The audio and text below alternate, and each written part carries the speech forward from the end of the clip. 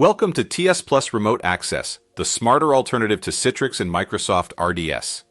In this short tutorial, we'll show you how to set up remote printing so your users can enjoy a seamless experience. With TSplus Remote Access, you have two remote printing options, the Universal Printer and the Virtual Printer. The Universal Printer is the default option. It converts documents into PDFs and sends them directly to the user's local printer. It's ready to use out of the box with no extra installation required. Plus, it's fully compatible with HTML5 sessions, so users can print directly from their browser. Meanwhile, the Virtual Printer is designed for speed, compressing print jobs for quick delivery. To use it, there's just one requirement. A lightweight client app must be installed on the user's device. Because of that, the Virtual Printer isn't compatible with HTML5 browser sessions. To manage your printing setup, open the Remote Access Admin tool and go to the Printer section. Let's start with the Universal Printer. Click Universal Printer Manager to open the configuration panel.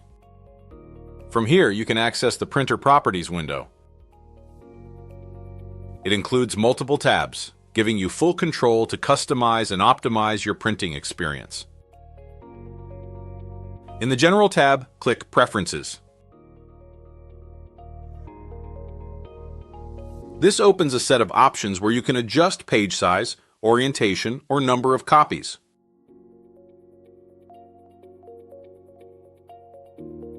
There's also a Print Test Page button, perfect for making sure everything is working properly. In addition, the Universal Printer Manager provides administrative options. You can remove the printer, set it as the default, or open the print queue to pause, resume, or cancel print jobs.